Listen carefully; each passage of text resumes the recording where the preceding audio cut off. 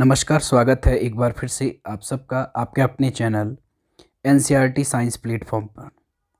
आज की वीडियो में हम आपके लिए लेकर के आए हैं एनसीईआरटी का एक टॉपिक पीएच यूनिवर्सल इंडिकेटर्स जो हैं। यूनिवर्सल इंडिकेटर में हम आपके लिए लेकर के आए हैं पीएच।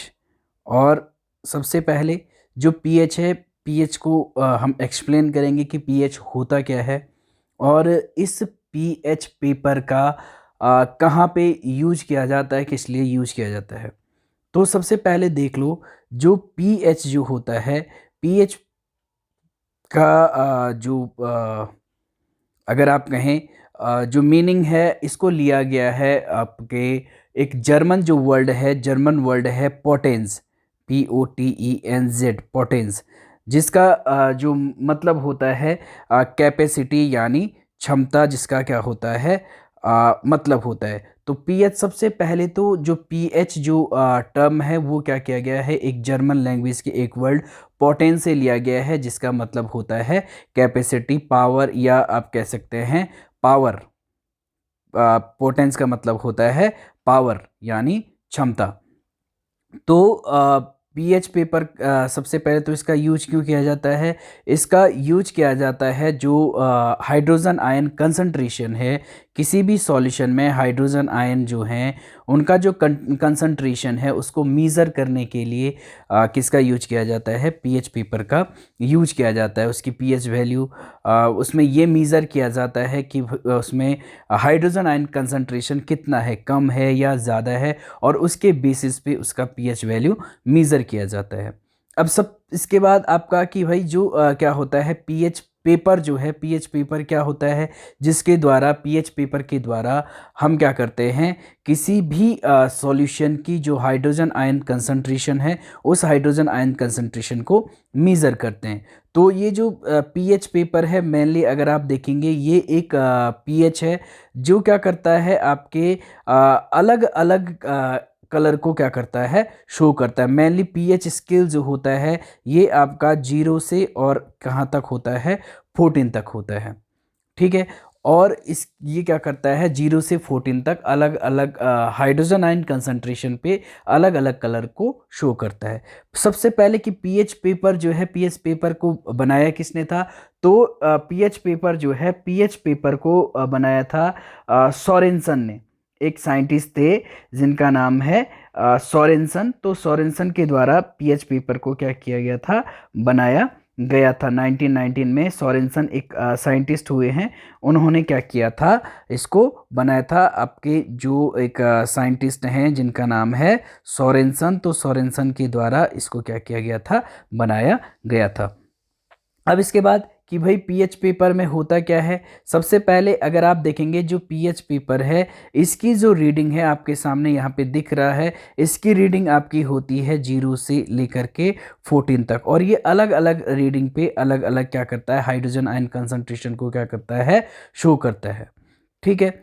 अब जितना एक और चीज़, हाइड्रोजन आयन कंसंट्रेशन जो है, हाइड्रोजन आयन कंसंट्रेशन जितना ज़्यादा होगा किसी भी सॉल्यूशन में, जो हाइड्रोजन आयन कंसंट्रेशन है जितना ज़्यादा होगा, अगर हाइड्रोजन आयन कंसंट्रेशन क्या है, जितना ज़्यादा होगा उसका जो पीएच वैल्यू है, पीएच क्या होगा, उतना ही कम होगा, उसका जो पीएच वैल्यू है उतना ही कम होगा। और अगर हाइड्रोजन आयन कंसंट्रेशन कम होगा तो उसका पीएच वैल्यू क्या होगा, ज़्यादा होगा। मैं आपको एक्सप्लेन कर लूँगा कि ऐसा क्यों होता है।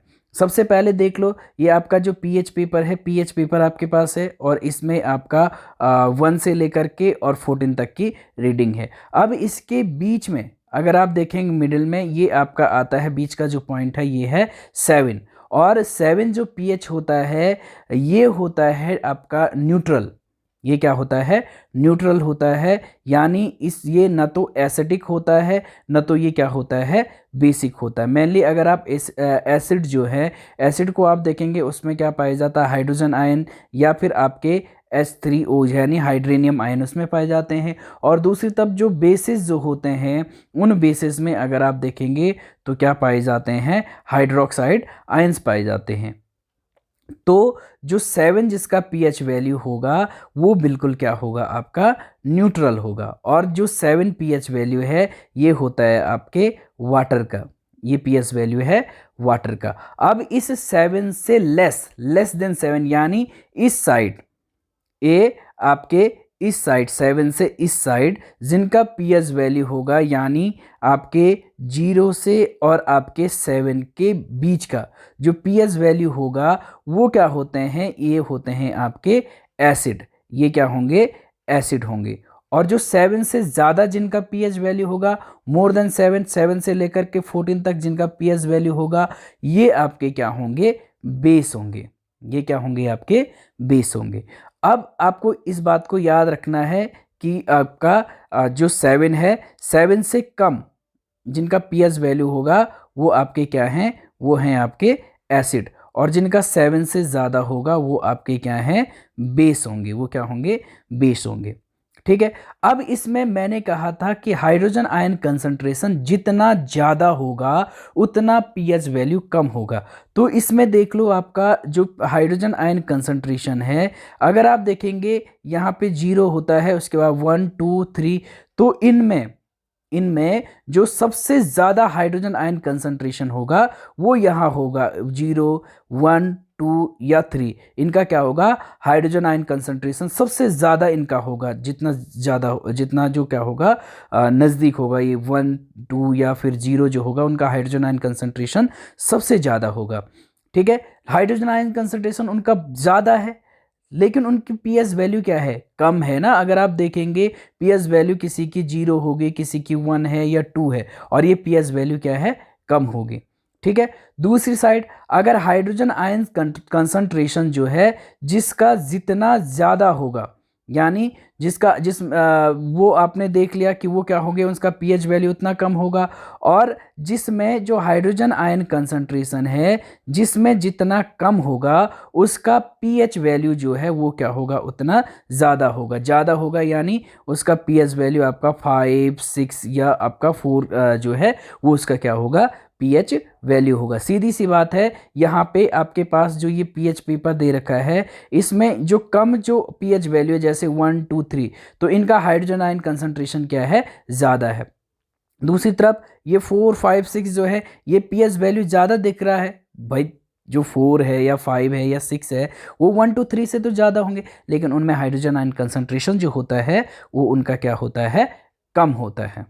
ठीक है। और एक और चीज़ जो आपको याद रखना है, जो क्या होगा 7 के जितना नज़दीक होगा, 7 अगर आपको पता है भाई हाइड्रोजन आयन कंसंट्रेशन जिसका ज़्यादा होगा वो उतना ज़्यादा क्या होगा, मोर स्ट्रॉन्ग एसिड होगा, वो क्या होगा, उतना ज़्यादा स्ट्रॉन्ग एसिड होगा। और जिसमें हाइड्रोजन आयन कंसंट्रेशन कम होगा वो क्या होगा, आपका वीक एसिड होगा। तो देख लो स्ट्रॉन्ग एसिड कौन होंगे, जिनका pH वैल्यू आपका 0 1 या 2 जो है ये क्या होंगे, इनका जो pH ये क्या होंगे, आपके स्ट्रॉन्ग एसिड होंगे। ये आपके कैसे एसिड होंगे, ये होंगे आपके स्ट्रॉन्ग एसिड। दूसरी तरफ जो क्या होंगे, आपके 7 से नज़दीक हैं, जो 7 से नज़दीक हैं यानी जिनका pH वैल्यू ज़्यादा है।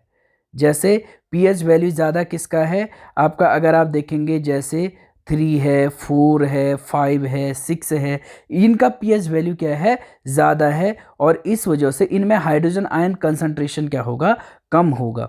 और इसीलिए ये क्या होंगे, आपके वीक क्या होंगे, एसिड होंगे। ये कैसे एसिड होंगे, ये होंगे आपके वीक एसिड। ठीक है। कुल मिलाकर के आपको याद रखना है 7 के जो नज़दीक होंगे वो वीक होंगे, 7 से जो ज़्यादा दूर होंगे 1 2 3 जो भी हैं वो आपके क्या होंगे, आपके स्ट्रॉन्ग होंगे। अब दूसरा इसके बाद बेस का आता है कि बेस कौन क्या होंगे भाई, बेस में भी सेम है। बेस में भी आपका हाइड्रोजन आयन कंसंट्रेशन जो है वो हाइड्रोक्साइड आयन जो कंसंट्रेशन है उसके बेसिस पे अगर आप देखेंगे जो आपके 7 के नज़दीक होंगे जैसे 8 9 10, ये आपके जो हैं जो नज़दीक हैं, ये एल्केलाइज जो हैं ये क्या होते हैं, ये आपके होते हैं वीक। जैसे जैसे आप दूर की ओर जाते हैं, जब आप जाएंगे 11 12 13 14 जो भी है, जब आप उसकी ओर जाएंगे तो जो क्या होगा, जो इसमें इसकी जो इसमें जो कंसंट्रेशन है हाइड्रोक्साइड आयन का वो क्या होता जाएगा, बढ़ता जाएगा। यानी इसके बेसिस पे आप बता सकते हैं कि जो 7 के नज़दीक हैं, यानी जिनका pH 8 है, 9 है या 10 है, ठीक है, ये क्या होंगे आपके, ये होंगे आपके वीक, क्या होंगे, ये बेस होंगे या एल्केलाई आप कह सकते हैं। और जिनका जो pH वैल्यू है, वो pH वैल्यू जिनका ये जो pH वैल्यू है, जिनका pH वैल्यू आपका 12, 13 या फिर आपका क्या होगा 14 अगर होता है, तो ये जो आपके पास ये जो रहेंगे, ये आपके क्या होंगे, उतने ज़्यादा क्या होंगे, स्ट्रॉन्ग क्या होंगे, बेस होंगे। जिनका pH वैल्यू क्या होगा, जितना ज़्यादा होगा, यानी 12 है, 13 है या 14 है, ये सारे के सारे आपके क्या हैं, स्ट्रॉन्ग होंगे। और जो 7 के नज़दीक हैं वो आपके जैसे 8, 9, 10 है, वो क्या होंगे आपके वीक, क्या होंगे, बेस होंगे। एक और चीज़ आता है एल्केलाई क्या होते हैं, व्हाट आर एल्केलाई। तो भाई आपको पता होगा एल्केलाई क्या होते हैं। एल्केलाई वो बेस हैं जो क्या होते हैं, वाटर में डिज़ोल्व हो जाते हैं, यानी जो क्या होते हैं आपके वाटर सॉल्युबल जो बेस होते हैं, उन वाटर सॉल्युबल बेस को क्या कहा जाता है, उनको आपका कहते हैं एल्केलाई, उनको कहा जाता है। ठीक है, इतना आपका ये टॉपिक क्लियर है। अब इसके बाद आप ये देखेंगे कि भाई कलर आप कैसे मेज़र करेंगे कि क्या क्या चीज़ है, किसका कितना pH होगा, क्या होगा। तो कलर के बेस पे अगर आप देखेंगे, अगर ये यहाँ पे आपके पास टेबल है, अगर डार्क रेड आता है तो 0 होगा, अगर रेड आता है तो 1 होगा, रेड पे 2, ऑरेंज रेड पे 3, ऑरेंज पे 4, इसके अलावा ऑरेंज येलो पे 5 pH होगा, ग्रीनिश येलो पे 6 होगा, और न्यूट्रल जो 7 होता है वो आपका क्या होता है, न्यूट्रल होता है, तो 7 पे ग्रीन रहेगा। इसके बाद 8 पे ग्रीनिश ब्लू रहेगा, 9 पे ब्लू रहेगा, 10 पे नेवी ब्लू रहेगा, 11 पे आपका पर्पल रहेगा, 12 पे डार्क पर्पल रहेगा, 13 पे वॉयलेट रहेगा, और 14 पे ये क्या रहेगा, वॉयलेट रहेगा। तो ये क्या है, जब आप क्या करेंगे, आपके पास जो pH पेपर है, इंडिकेटर्स जो है, जब आप उसको किसी सॉल्यूशन में आप क्या करेंगे, जब उसको डुबाएंगे, डिप करेंगे, तो उसके बाद आपको जिस तरह टाइप का कलर दिखेगा, उस कलर के बेस पे आप उसका क्या करेंगे, जो pH है उस pH को क्या करेंगे, मीज़र करेंगे, कि देखेंगे, बताएंगे कि इसका pH क्या है, उसके कलर के बेस पे आप क्या करेंगे, उसका जो pH है उस pH को आप बताएंगे। अब इसके बाद आपके पास यहाँ पे एक और कुछ जो कॉमन सब्सटेंसेस हैं जिनको आपको पूछा जाता है कि भाई इसका pH कितना होगा, उसकी एक टेबल आपके सामने है। आप क्या करेंगे, इसको भी अच्छे से देख सकते हैं, और इसके बेस पे आप ये भी बता सकते हैं कौन स्ट्रॉन्ग एसिड है, कौन वीक एसिड है, कौन स्ट्रॉन्ग एल्केलाई है, कौन वीक एल्केलाई है। तो ये आपका जो क्या है, टेबल है। अगर आप इस टेबल को अगर आप देखेंगे, सबसे पहले अगर आप यहाँ से अगर आप देखेंगे तो आपके पास क्या है, सबसे पहले देख लो, ये आपके पास HCl है, कंसनट्रेटेड HCl है, तो इसका pH होगा 0, यानी ये स्ट्रॉन्ग एसिड है। इसके बाद डाइल्यूट हाइड्रोक्लोरिक एसिड जो है, डाइल्यूट HCl है, इसका होगा 1। इसके बाद गैस्ट्रिक जूसेस हैं, जैसे डाइजेस्टिव जूस हमारे स्टमक में जो पाए जाते हैं, उनका होता है 1.4। लेमन जूस जो है उसका होता है 2.5।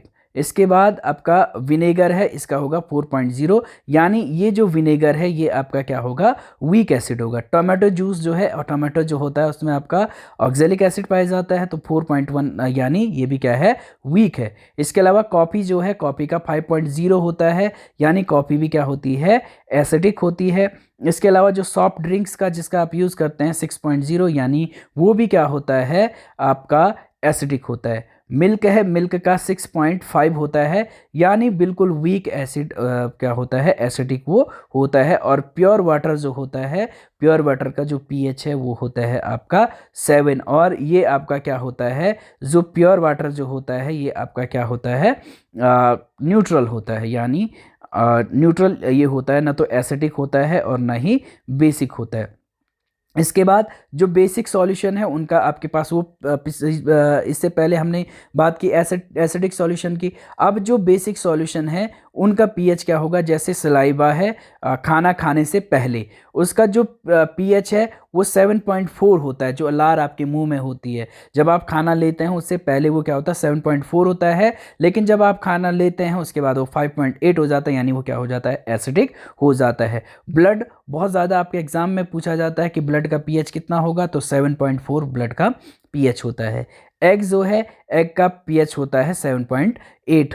इसके अलावा टूथपेस्ट आपको पता है उसमें बेस होता है न्यूट्रलाइज करने के लिए, आपका जो टूथ डिके से बचाने के लिए आपको आपके टूथ को बेस का यूज़ किया जाता है, तो उसमें होता है 8.0, यानी वीक बेस उसमें पाया जाता है।